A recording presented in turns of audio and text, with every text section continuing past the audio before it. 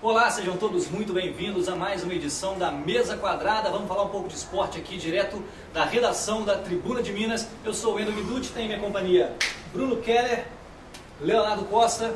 E a gente vai falar um pouco sobre Campeonato Brasileiro, que finalmente vai ter jogo no meio da semana. Eu fico um pouco com gastura quando chega quarta-feira à noite ou quinta-feira, não tem jogo do Flamengo, cara. Eu acho bom. A saudade. Porque tem Sul-Americana, tem Libertadores, teve data FIFA, um monte de coisa. Então o brasileiro ficou um tempo aí parado sem ter jogo no meio de semana. Eu sinto falta desse jogo de quarta-feira à noite, vocês não gostam não? Mas o flamenguista ainda tinha ainda tem jogo do Sul-Americana, ainda tinha Libertadores, Copa do Brasil. Imagina um vascaíno, por exemplo, que foi eliminado precocemente na Copa do Brasil, não estava em nenhum torneio continental. Fale-me você, só brasileiro. Fale-me você sobre essa experiência. Ainda mais agora com essa ascensão vascaína no campeonato, venceu o Botafogo por 1-0 num jogo bem ruim, bem fraco tecnicamente. É a tônica do campeonato, né? É a tônica do campeonato, mostra bem o que está hoje o Campeonato Brasileiro mesmo, duas equipes brigando por uma pré-Libertadores em nível baixo técnico. Mas assim, o Vasco mereceu. O Vasco melhorou com o Zé Ricardo? Ligeiramente melhor. Melhorou porque o Zé Ricardo se preocupou em arrumar a principal deficiência do Vasco, que era o sistema defensivo. O Zé Ricardo conseguiu uma boa dupla de zaga, Anderson Martins e Breno, que vem jogando muito bem. O Breno em São Paulo está emprestado ao Vasco. E o Vasco se acertou. Tem uma linha de zaga definida, os 4 jogadores definidos titulares. Agora tem uma equipe titular e a volta do Nenê. Não tem Júlio dos Santos, né? Não tem Júlio dos Santos. Santos. Aí já é um adianto danado. Manga Escobar entra pouco. Agora que o verdadeiro protagonista é o Nenê. E aí a bola, ele errou tudo durante o jogo. Mas aí em um lance do segundo tempo a bola bateu no peito, no braço. Há quem fala que foi no braço, a imagem não é clara. Mas aí sobrou pra ele conseguiu fazer o gol da entrada da área, craque resolve o jogo. E por outro lado, o Flamengo a gente não escala mais o time, né? Cada rodada é uma surpresa, né? Eu tenho a impressão que o time que ganhou da Chapecoense ontem, tirando o Rafael Vaz, trocando pelo Juan, é o time titular do Flamengo. Eu também pensei isso quando eu escalação. Com o Cuéllar e Arão na cabeça de área, Diego Everton Ribeiro, Everton e o Guerreiro. Everton Guerreiro. Eu acho que deve ser esse o time. Mas ele não desiste do Berrio, né? Não. Berrio deu passe pro gol e tudo. Perdeu um gol feito. Perdeu um gol feito. O Guerreiro fez um partidaço, né? Não fez gol, mas jogou. Mas eu também acho que esse é o time do Flamengo com o Juan no lugar do Rafael Vaz. E me fala uma coisa, teve um lance, eu tive a oportunidade desse final de semana de não trabalhar, não pegar plantão, nada, não vi um monte de partidas. Me impressionou o baixíssimo índice técnico de todas que eu vi, depois a gente conversa sobre isso, mas eu queria falar sobre a lambreta, o lance da lambreta. Dos jogadores do Botafogo virem intimar o jogador, como é que é o nome do garoto? Paulo Vitor, que recebeu a bola na linha de fundo, né, numa cobrança de escanteio, tentou antes, a jogada voltou, ele tentou de novo o lance outra vez, deu a lambreta, e aí perdeu a bola, não conseguiu chegar na frente do zagueiro, tirou a bola limpa. E aí os jogadores do Botafogo eram 4 jogadores intimar o cara porque ele tinha tentado dar aquela lambreta. Geralmente esse questionamento vem quando o time está ganhando, né? E vem que, Purito fez isso porque estava ganhando, se estivesse empatando. Mas eu acho que não, se estivesse perdendo ou empatando, era um recurso que ele tinha ali para passar e cruzar a bola para a área. Ele estava em direção ao gol, não é uma coisa que ele fez para trás, fez para o lado, não fez para menosprezar, ele fez para buscar o ataque. Dentro da área. Isso. Então eu acho que foi um exagero. O lado ao contrário, se estivesse empatando ou perdendo, talvez o pessoal do Botafogo não reclamasse, né? Por causa da situação, mas eu não acho nada demais, fez em direção ao gol, o recurso que ele tem ao futebol brasileiro, né? O futebol tá tão chato ultimamente, né, que você dá uma lambreta, aí vira um assunto da semana, porque o time adversário considera um desrespeito, sendo que ele deu uma lambreta visando o gol. Mas aí 2 pontos que eu queria destacar. O primeiro, qual que é a importância da torcida, né? Porque a torcida estava gritando o nome do Paulo Vitor desde o início da segunda etapa. Isso dá uma confiança mesmo para o menino que é artilheiro da base, mas que pouco fez ainda no profissional. Tá vivendo um momento de crescimento agora, ganhando chance com o Zé Ricardo, inclusive agora. O Paulo Vitor acabou dando esse lance, ele nunca tinha feito nada parecido até então na temporada, mas com o torcedor gritando o nome dele, ele teve confiança, foi para cima do defensor do Botafogo, conseguiu dar a lambreta. Só que o Paulo Vitor também, aí um erro do menino, depois que os jogadores foram enquadrar ali o Paulo Vitor, juntaram 4 jogadores, o Bruno Silva ele encosta no Paulo Vitor desaba, como se fosse agredido. Aí isso também ajuda muito aquele princípio de confusão todo, né? Então o Paulo Vitor também não é nenhum santo, né? Ele deu lambreta, mas parasse por aí. Tentou a lambreta, não deu certo, vai jogar futebol e não precisa ficar fingindo que foi agredido, porque isso só piora. Eu acho que ele tá errado quando o Bruno Silva vai, encosta no ombro dele, ele desaba e tal, põe a mão no rosto, aquela palhaçada toda que a gente está acostumado a ver. Aí ele esfriou o jogo. Isso, esfriou. Eu acho isso patético. Porque depois o jogador nunca vai ser julgado por isso, por ter simulado uma agressão. Nunca é julgado. E aí fica falando de fair play, de não sei mais o que, mas os jogadores fazem isso o tempo inteiro, cara. O cara dá um empurrão aqui, o cara põe a mão no rosto, cai, o juiz fica sempre na podre, porque ele pega e pode expulsar o cara, aí se expulsa, ele foi otário, se ele não dá cartão, ele é bobo do mesmo jeito, quer dizer, bota o juiz na podre, bota a torcida contra, enfim. Mas intimar o garoto porque ele deu uma lambreta igual fizeram, cara, eu acho feio pra caramba. Tudo, recurso, jogador experiente, quer dar uma enquadrada no cara e tal. Mas foi tão assintoso, 4 camaradas vir pra cima do moleque pra poder intimá-lo por conta de um lance. Cara, você vê uma lambreta, você vê uma vaca tolada do berrio contra o Botafogo. É uma coisa tão rara, aí volta no que eu tava falando antes. O nível desse campeonato brasileiro é sofrível.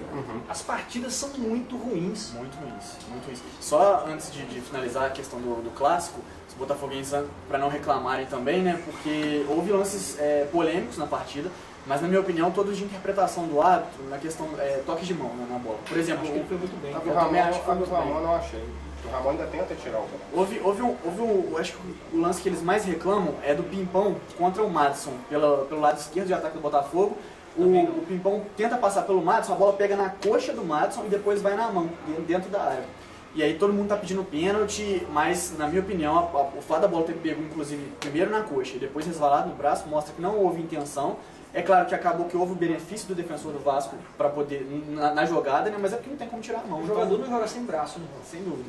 E o lance do Nenê, todos os comentaristas que eu vi, eles disseram que é muito difícil pela imagem e que o árbitro não tem culpa nesse lance. Eu vi várias vezes, até agora eu não sei. Acho que ela tocou no ombro, no peito. Enfim, acredito que não houve influência direta do árbitro no resultado do jogo. Mas é um jogo que refletiu o que foi o que tem sido o Campeonato Brasileiro, né? Tanto é que o Corinthians está mal das pernas agora no segundo turno, mas ainda assim tem uma vantagem enorme diante do segundo colocado, que hoje é o Grêmio, ainda tem o jogo do Santos, mas que com essa queda de rendimento, com uma partida muito ruim do Corinthians, o Corinthians ainda tem essa vantagem toda. Né? A impressão que eu tenho é que os caras entram para não perder.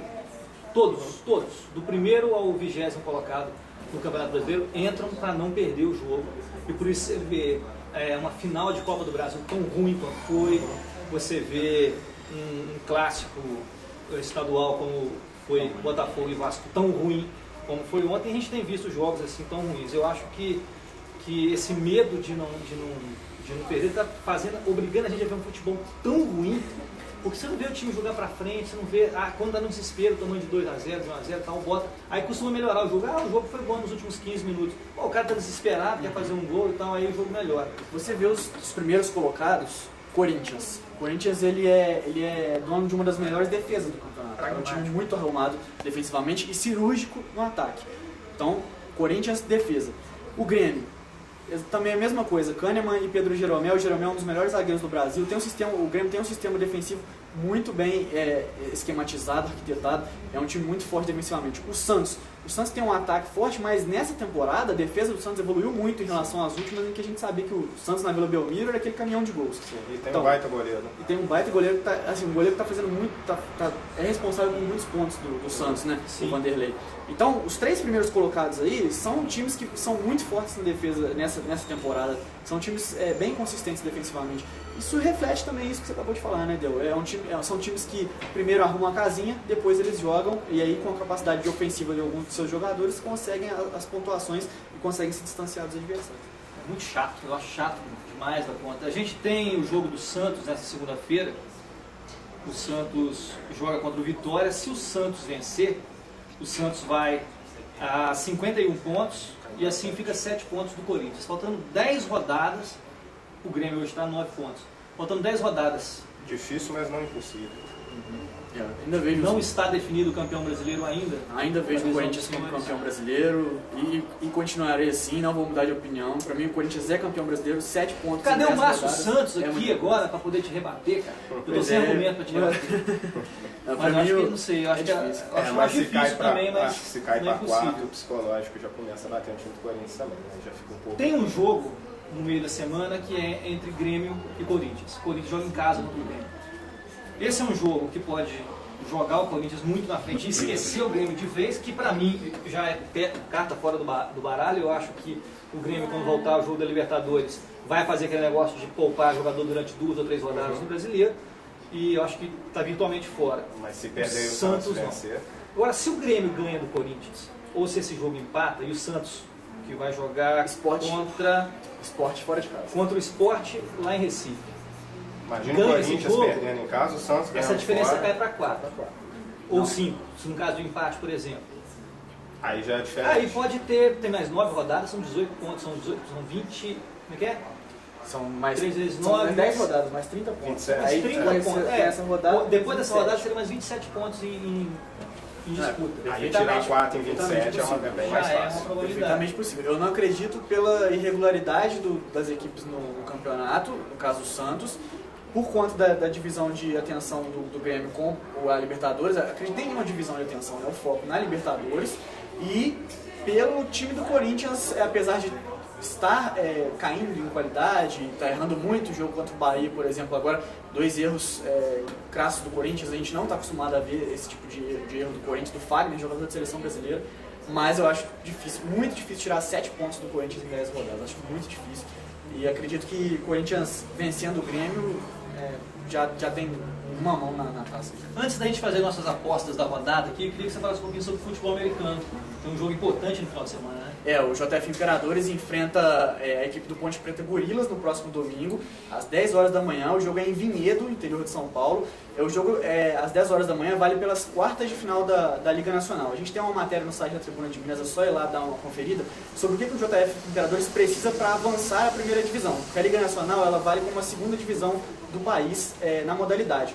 Então o Juiz de Fora Imperadores avança, vencendo o Ponte Preta Gorilas, é um jogo único de mata-mata. Ele ainda não está garantido na elite do futebol americano brasileiro. Mas aí tem algumas continhas que a gente fez no site, é só você dar uma conferida lá. Pegando o gancho nisso também, o JF Imperadoras, o time feminino de flag football, fez seu primeiro jogo em competição na história recente da equipe. E o jogo foi contra o Maquinistas de Picas, as Maquinistas de Picas.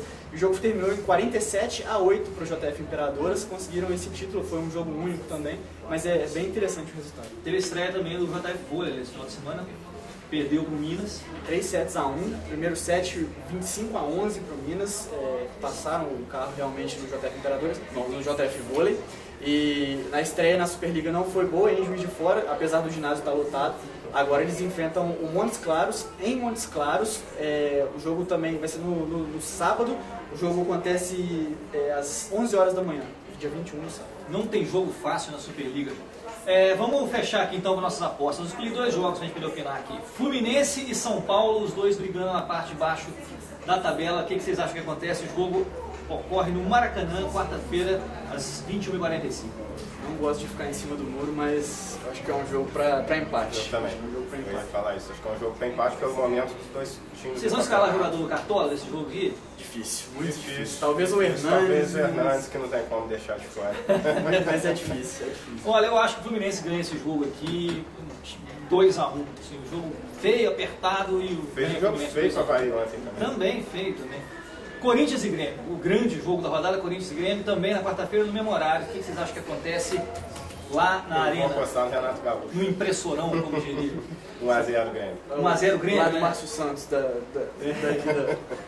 vou 1x0 Corinthians, vou oposto, pra mim é 1x0 Corinthians. Eu acho que aí nós teremos um empate de 1-1. Agora quem vai ficar em cima do muro... Em cima do muro não, eu acho que empata mesmo, eu acho que pode acontecer isso daí. 2 jogos em que qualquer resultado pode acontecer, né? 2 É jogos verdade, que qualquer certamente coisa. vão Não ser tem muito zebra. interessantes de assistir. Não tem zebra. Se o São Paulo ganha do Fluminense dentro do Maracanã, ou se o Grêmio ganha do Corinthians lá em Itaquera, normal, resultado normal e vice-versa. Ficamos aqui com mais essa mesa quadrada. Na semana que vem a gente volta mais para poder falar de futebol, de esporte em geral, aqui direto da redação da Tribuna de Minas. Até lá!